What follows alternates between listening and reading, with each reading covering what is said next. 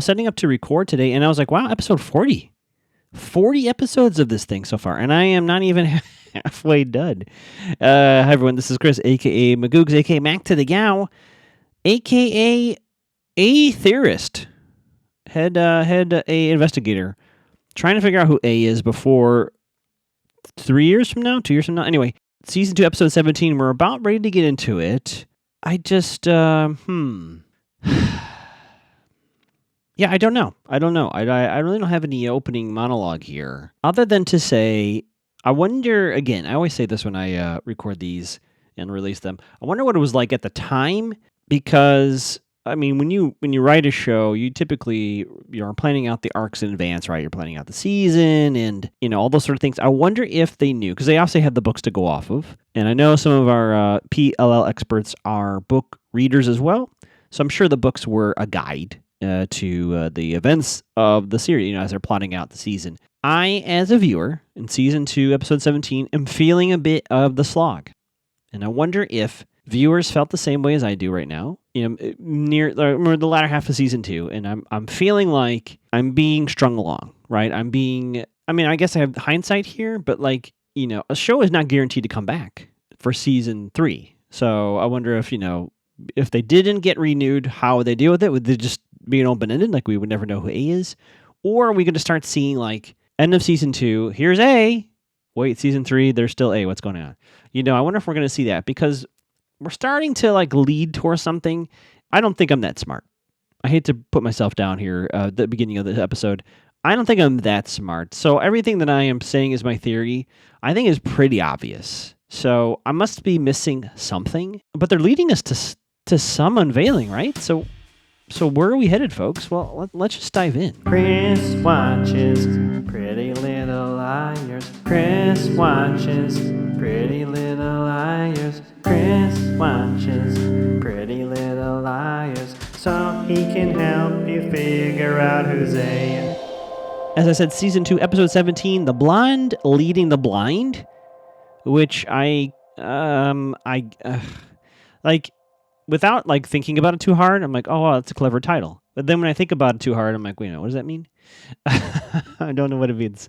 I actually have a huge theory that I thought about the second I stopped watching the episode, which I'll drop midway through here, which I'm pretty confident about, but we'll get there. So previously on, we see the flashback of Allison putting this note inside the doll. We see the box that Jason gave to Aria, and then said box, the fake box, I should say, handed to Lucas, presumably who we think was Lucas, even though the liars are like, no, that wasn't Lucas. Obviously it was.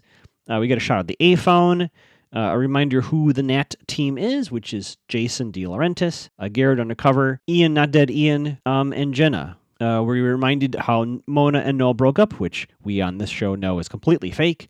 We see Josh Groban, a.k.a. Holden, Spencer and Toby breaking up and smooching, kind of confusing there, right? And then reminder that Caleb is working on the A phone. We start with Spencer, and we have a little, looks like they got some files from Caleb, so we're going to open up and see what they have in here. We're reminded that the liars have decided not to tell Caleb basically anything, so he is going through these files with, in theory, no context. The very first file they come across, that Caleb came across, is the infamous Ian and Allison video.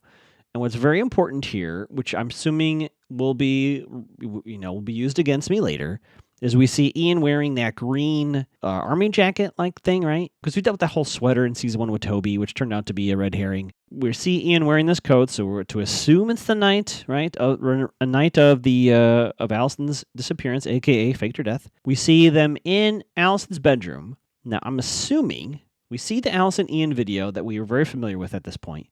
Then it cuts to them, so it's Ian, Garrett, and Jenna inside Allie's room. Allie is not there, right? So we're to assume this is after that rendezvous, which who knows at what time of night this is. Ian's on camera. It looks like he's hiding the camera. Garrett and Jenna walk in, so we officially confirm, if anyone had forgotten or thought I was losing my mind, they are absolutely working together. They say Jason is passed out, which we already know that was what they did.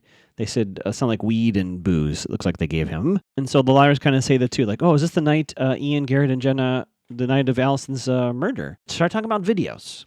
Now, we've seen the thumb drive with Allie's videos. once again, I will restate myself. We are assuming the videos on the thumb drive that Allison hid in the storage locker that Emily found is the same videos that Ian is talking about here. I cannot say that with confidence. I don't know if those are the same videos. I know that sounds ridiculous, and maybe I'm overthinking things, but I don't know if that's necessarily the case. Regardless, we're reminded the videos in that club is a thing, but it is what binds the three boys together. How Jenna included herself in the Nat Club, we do not know, but she is apparently. And then they're like, hey, let's search Allison's room. It's got to be in here. Vaguely says it's got to be in here. So they start searching the room. And then Garrett finds the box. This is the box of doom to steal from Dimension 20. So he takes out this box and he opens it and he says, this is weird. And then it kind of like, kind of starts to break up a little bit. And then liars are like, hey, Caleb watched this. And he has, they say he has no idea what's going on. I think Caleb knows probably a little bit more than maybe what he admits he knows. But to their point, he definitely doesn't know as much as they do. So they're like, we should probably tell him something. Hannah, of course, as she will be throughout this entire episode, against telling him anything. Doesn't want to involve him, which I get. Spencer and Emily spend a lot of time together this episode. I think they usually are the sneak around buddies. But basically, Spencer shows Emily, I guess she got a text from A. It says, I warned you. It's Spencer and Toby smooching. And as they're hanging out, I guess they're in Spencer's room, I guess. Toby pulls up in is this the same truck? I thought he had like kind of a crappy pickup truck. This truck looks super souped up. I don't know if there's a missing cutscene where he gets it, really outfitted, but it looks really cool. Toby, I guess, is outside, and he calls Spencer's phone, and Spencer's like, hey, Emily, could you please answer it? Say I'm in the shower. Emily answers. It sounds like Spencer's dad fired Toby, which makes sense. He's picking up his tools. Emily's like, yeah, she can't come on the phone. Toby's like, just tell Spencer I miss her, right? And Emily's like, okay, I can't get in between you. I can't tell you anything. And Toby's like, all right, here we go. I wrote in my notes, all the boys are mad. Ezra, Toby, and Caleb, I guess, are all kind of mad during this episode. Cut to the school. Arya is, there's a little discussion about what to tell significant others or not. And Arya's point of view is that maybe they're protecting their significant others. And it turns out Caleb says he wants answers. They see Holden. They call Holden Arya's beard. And then they say they think Holden is gay as a result. Because I guess their theory is, I don't know if this is true or not, but it's like, well, Arya is attractive. Holden is able to go out with her. So the fact that he doesn't want to go out with her makes him gay, or I don't know why they make that conclusion. And that actually comes up later when Holden says that to Arya, which is interesting. Yeah, I don't know what to make of that, to be honest. But Arya's like, whatever. She goes over to talk to Holden, and Holden's like, I owe you one, and Arya's like, I owe you one too. And then Arya's like, cool, well, I'll see you later this week. And Arya gets up to walk away, and she happens to turn around, and she catches Holden checking out a young woman walking by. So Arya's like, Caleb's at a local coffee shop, hacking as he does in public, and he is getting a video of Garrett in like a striped polo. I didn't get a good look at the video, but it's worth noting it is not the same clothing as what he's wearing the night they are in Allison's room. It's worth noting that. What's worth noting, let's just take a step back here. So let's say Lucas has the A phone, right? Let's say Lucas was the one inside the garden house and was attacking Emily and run out and dropped his A phone. Inside this phone, we have seen, for some reason, the Ian Allison video. Why that would be saved in the phone, I do not know. This other video of Garrett saved in the phone, and then pictures of the dolls that were sent to the liars, which we know Garrett and Jenna at least claimed credit for that. Okay. Why this would be saved on the phone is a little inexplicable, but whatever. Anyway, just checking there. Like if this were a burner phone, I don't really understand. I guess this is a super phone that was not a burner phone. For some reason, A associate was running around with all this incriminating evidence on the phone. What I'm saying is it's a little suspicious to me. A little suspicious. Back to our scene. Caleb's at this coffee shop, and as he finishes the hacking and realizes this is Garrett, he looks up. Sure enough, Garrett undercover is outside at the cafe having a morning coffee. And Garrett says something creepy to Caleb. And Caleb's like, "I got to get out of here." And Garrett kind of takes a sip of his coffee. So clearly, Garrett knows what's going on. Also worth noting, Garrett has the largest scone on his table that I've ever seen in my life. He did not bite into it. The scone was probably the size of a pancake. So I couldn't tell which room they're in, but all the liars are kind of rooting around in Allison's stuff, and they find the doll, and somehow Hannah opens the doll back, and they read the note. There's a whole bunch of A messages in here. They find one having to do with a pumpkin, and they all go, remember when this happened? We cut back to the Halloween flashback. Apparently, we made some costumes, and someone in production is like, you better use them more than for just one episode. And so they're like, all right, everyone get your Halloween costumes out. And as the liars are coming back from Allison's prank on them, where she scared the living shit out of them, they come back to Allison's house, and someone has damaged her pumpkins on her porch. And she reads the note, and she, at the time, Allison says, it's Jason's beer buddies. But flash forward to the present, they realize that this is a threat from somebody. Basically, it says, next time your face, referring to the knife in the face. On the front it's a flyer for Noel Kahn's birthday. And guess what? Drumroll, please. Signed by A. So it hits these liars that A existed before Allison's disappearance. We cut to school. Again, the Academy Award for Best Dramatic Performance goes to Mona. We have seen the liars do this exact move. This is a playbook. Who originated this, I don't know. I'm assuming inspired by the liars. Noel and Mona are doing this lovely performance, but Mona walks by Noel, looks upset. Some of the liars are in the hallway. They see this. Mona goes to her locker. She finds a little necklace thing, right? She goes up to him. Again, in full view of a handful of the liars, if not all of them. Take back this necklace. He's like, I don't need it. And then I think he throws it in the garbage. She runs to the bathroom and is crying. Hannah runs to the bathroom and says, he's a liar. Noel sucks. And Mona's still upset. She's like, where were you? Like, Mona's upset. Hannah wasn't there for her, right? So Mona runs out of the bathroom. Hannah leaves. And of course, who comes out of the stall is Jenna. Now, I think level 1 is like, oh, Jenna knows that there's strife between Noel and Mona. So later on, what we see is like the fruits of that, right?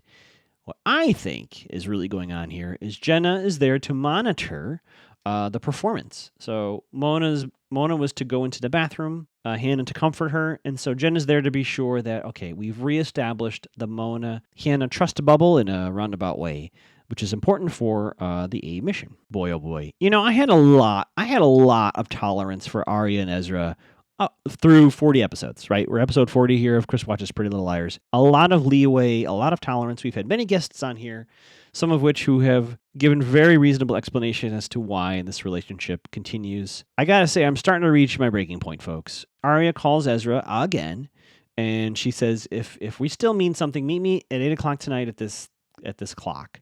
If I don't see you, of course, the message breaks out, and we don't know what that means, but we cut to Ezra at Hollis, and he sees that he has a missed call, but he does not listen to it. And I stand corrected, folks. Something from these post-credit scenes plays out finally. So Toby is climbing his scaffolding. Why? I guess that's for the barn that he was refurbishing. He climbs the scaffolding, and sure enough, loose nut revenge. Somehow this loose nut comes loose. Loose nut. Loose nut. He can't be okay. Just to remind everybody listening, I enjoy this show quite a bit. That said, Toby can't be more than 10 feet off the ground. I mean, I don't know. I mean, I've been playing a lot of Dungeons and Dragons lately, so I guess maybe I have a little unfair view on falling from a height of this height. Toby's not that far off the ground. Still, shame on me, right? The whole thing falls over. He falls down. We cut to Toby in the hospital, which I shouldn't laugh, but I was like, really, the hospital? Okay. Here, entering into the room, of course, is a team member and A spy Ren with 3 N's. As we know, Ren is part of the A network. I guess his last name is Kingston, Ren Kingston. So one of the A agents walks in. Spencer's there. There's a little awkward eye contact. Toby has to spend the night because he was concussed. And at this point, I was like, oh, who's part of our A team? And I think when I first started the show, I guess I thought it was maybe 1 or 2 people, right? Or it's just like, a very amateur operation. And then I was like, wait a second. We have a doctor, Ren. We have someone on the police force, Garrett. We have a coach, Ian, who was a coach at the school, so complete access to everything that the school records would give Ian access to. And we know Ian's also filthy, frickin' rich. Speaking of rich, Jason De Laurentiis, assuming he's part of the A team, ridiculously rich, out of this world rich. And as a result of Ian's connection to Melissa, we have a high-powered legal team. at their disposal. So as much as I guffaw and roll my eyes at A antics, these people are powerful figures. These are people placed in places of power throughout the city. So A-Team is no joke. So a lot of the things where I'm like, how would that even work? They have a lot of control. They have a lot of power. They have a lot of access. Some of the more ridiculous A stunts over the past 40 episodes or so, Garrett can just kind of threaten you. It seemed like Garrett might be a big grunt for A, including Lucas, which, as we know, I don't think Lucas is as intimidating as a police officer showing up at your door and saying, do this, Cut back to the hospital room. Toby knows something's up with Spencer and Ren. Spencer gets a text, almost got him, won't be so lucky next time, -A. Lovely. And then there's a little chat about, could Jenna really hurt Toby? And Spencer's like, yeah, Jenna would totally hurt Toby. Cut back to the hospital with Toby. Jenna's there. And Jenna's like, I told you not to go back to her. I told you not to go back to that house. And Toby's like, get the hell out of here, Jenna. And Jenna says a weird thing, which it was so weird. I was like, is there something more here? She goes, Jenna says to Toby, Spencer is haunted. I mean, that was a weird word choice. Toby's like, get the hell out of here. And Jenna's like, we're a family, yada, yada, yada. Cut over to Hannah-Lee's house. Caleb is not going to let up. Caleb has been saying this now for at least 2 or 3 episodes. Almost every line is a version of what the hell is going on here. So Hannah's like, I can't tell you. He's like, this is about Allison's murder, isn't it? Hannah's like, I can't tell you. And Caleb's like, you think someone else did it? Hannah's like, I can't tell you. And then Caleb goes, hey, I got some files with Garrett's terrible polo shirt on it. Hannah throws it in the blender, destroys both the USB drive as well as her blender. And Caleb's like, WTF, I was working on that for hours, which I was like, ooh, for hours. That doesn't mean it's the only... And then later on, we'll get that confirmation. But Hannah's basically like, I don't want you to know anymore because I don't want you to have a loose nut cause you to fall 10 feet and break your arm. Cut back over to the hospital. Emily approaches Jenna. So Jenna's coming out of Toby's room. Emily's like, how dare you come here? There's a little Emily versus Jenna fight in the hallway. A lot of threats are done. And here is where my theory comes to light. They have their fight. Jenna walks out and Spencer arrives a little bit later. So she's standing in the doorway pretending, like trying to be quiet so that Jenna doesn't hear her voice, right? The show has established, whether it's true or not, that Jenna is in fact blind. She did not know Arya was in her class with her. She did not know they were at the memorial, and it took someone saying something out loud for Jenna to say, "Oh, Arya," right? So the show has established that Jenna doesn't, smell their perfume or something, right? As Jenna is leaving, she says, "Oh, hi, Spencer."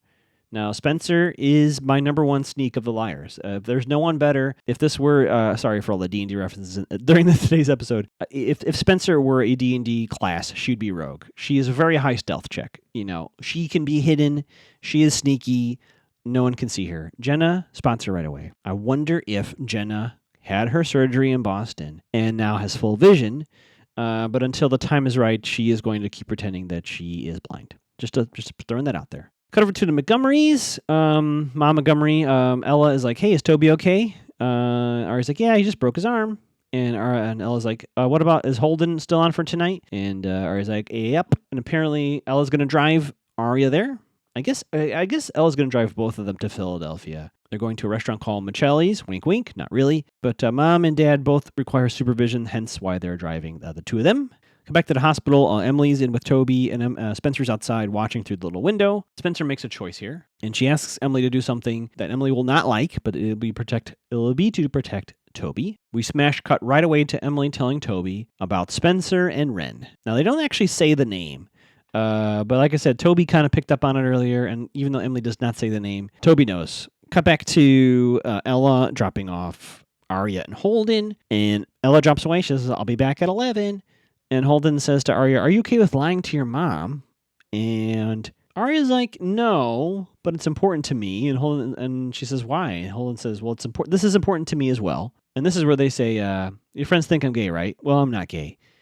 See you at 11, and he runs away. I wonder what his thing is. It can't be romance, right? Otherwise, that would be that's the obvious answer. So it must be something like visiting a friend, right? Or taking theater classes or it's something. Maybe he is actually singing. Maybe Holden's going to turn out to be like, you lift me up. Okay. That's copyright DMC takedown. Cut back to Ezra at Hollis.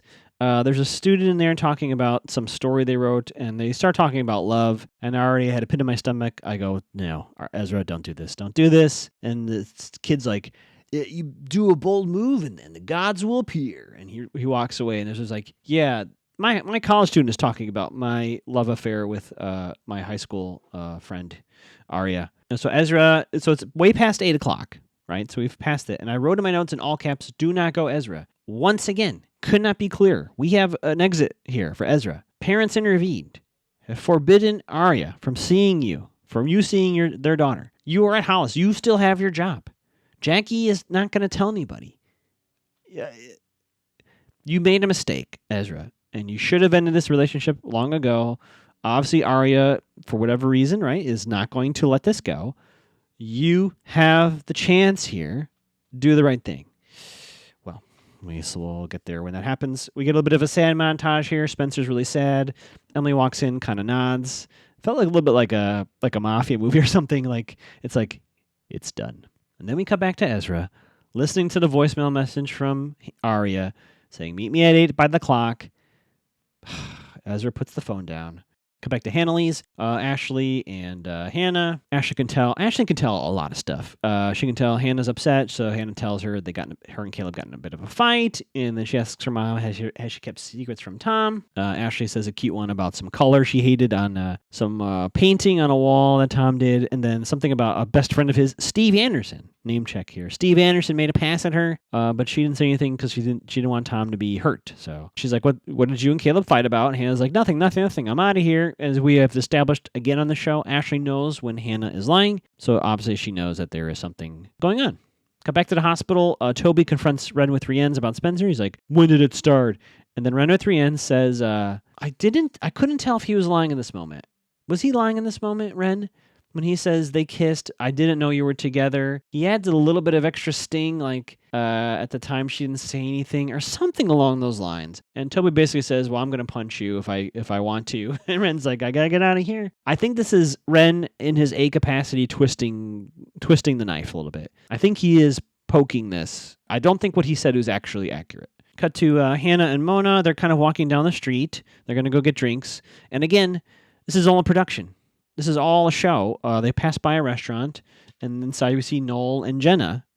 And Mona looks upset, and Hannah's like, let's get out of here. And then Mona does this extra little moment of like looking at Noel and Jenna. And I have to say, I think the show is lying to me, folks.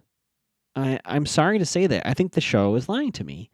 I do not believe that Mona and Noel are not part of A, and we know Jenna's part of A, and this is all an attempt to rebuild trust between Hannah and Mona, and for the show to show me Mona looking at Noel and Jenna kind of like jealously, is that a word? Is fake. It's totally fake. This is purely for Hannah's benefit. So why we saw that, I don't know, but I do not believe it for a moment. And in fact, I'm going to make a bold prediction. I don't know if the show can convince me Mona's not part of A at this point. We're 40 eps in. Until we get this series finale, I think Mona's part of this. I'm sorry. I feel bad about it. Toby's leaving the hospital, and for a moment I was like, oh, he's going home. I should have thought more closely about it, because it's obvious what happens after this. Arya's waiting. She's been waiting for half this episode in the rain, but near this clock. And I wrote, Ezra, Boy, such a weird reaction I have to these scenes now. Just absolute disappointment to see Ezra hop out of the car and yell Arya in what is supposed to be a beautiful romantic moment, right? The reunion of this love. Love triumphs over all, right? He comes running out of the car and they have this big smooch in the rain. And I was just incredibly disappointed in Ezra here. Arya, I get it. She can't let go. She really wants this to work out. Ezra did the wrong thing again. And then they're in the car talking about, boy, how do we make this work? Are we crazy? Etc. All this stuff. Yeah. And then they say, how are we going to make this work? And Arya says, I have an idea. And here's my theory. I actually was terrified in the moment. It wasn't confirmed. We'll get there in a moment. Caleb meets up with Spencer and Emily, and he says he tells them about what Hannah did. And they're like, oh my God, she destroyed it. He's like, don't worry, I made backups. So I'm going to keep working on this stuff, folks. But don't tell Hannah that I'm working on it. So now Caleb's going to be lying to Hannah. Oh boy, what a web we're weaving here. As the lead investigator on this project, though, I commend Caleb for continuing the work, because we need to get to the bottom of Garrett's terrible polo shirt. Cut back to Philadelphia. Mom pulls up, Holden is not there, and Arya had a little smile on her face. Here's what I think she did. Is this ridiculous, folks? Did Arya and Ezra somehow get married? Is that ridiculous? Is that a ridiculous theory to have? Because I feel like the show would do that. I feel like Arya and Ezra would somehow, at 10 o'clock at night on a Friday, go to some sort of justice of the peace and get married. I don't know. That might be the most, I don't know, is that the most wild theory I've ever had? But I was like, what could possibly keep this love affair going that would go beyond the parents lightly threatening violence on the part of Byron, definitely threatening the police, definitely threatening Ezra's job. I don't know. At any rate, Mom pulls up. Holden's not there. Oh boy, where's Holden? And sure enough, he runs up with some treats. He makes it back. He kind of gives Arya a wink, and all is well. Cut back to the liars. They loop in Arya on this little plan. They tell Arya that they told Caleb a little bit more, that they don't. Basically, everything minus A, right? They believe Allison was murdered by someone of this group. They don't think Ian did it. Basically, all that kind of stuff. They left out basically a lot of the A stuff, the specific A stuff. We see more of the video. They kind of pop up in a Spencer watches the video. We see a little bit past the opening of the box.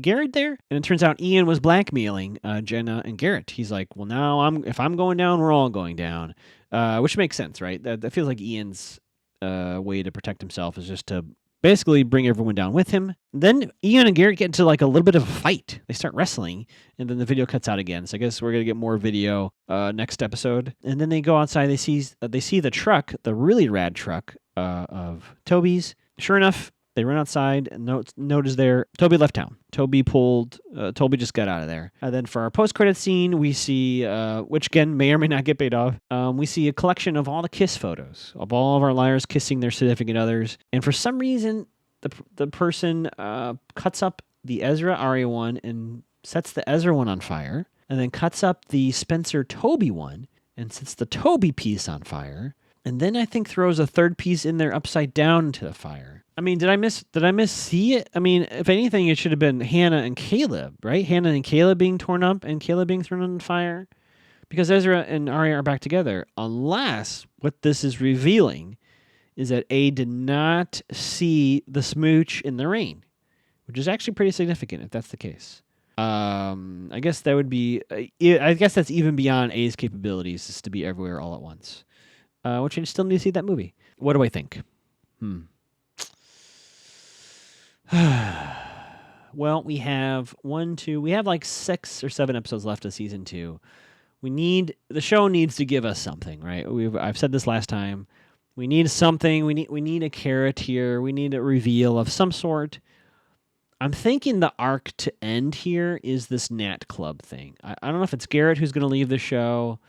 Or what, or we find out Ian is alive or something, but we need something to wrap up this little bit here to make us feel like we're done, because it sounds like Caleb is darn close to figuring out something to give to the police. So I think Garrett is going to be the fall. That's my big prediction. Garrett is going to be the fall guy for the end of season 2. He's going to end up in jail, right? Or something's going to happen to Garrett where he gets removed from the picture. Because already he's being removed. He's being shown up in the video, right? Jenna's broken ties with him. Noel is connected with Jenna. So, yeah, that's my prediction. I've been Chris. You can follow me on Instagram at Magoogs. For now, still on Twitter. Not too happy about Elon Musk, but, what are you going to do with billionaires in the world? Also at Magoogs. Occasionally twitching at Mac to the Gow. I've started the game called The Quarry. I think that comes out in June, so stay tuned for that. I think that's very that's very Pretty Little Liars-esque in my head. The Quarry. So keep an eye out for that. Like I said, that'll be in June. You can catch me streaming that game. Yeah, and I think that's all I have to say for now. And as I say, I've already said way too much.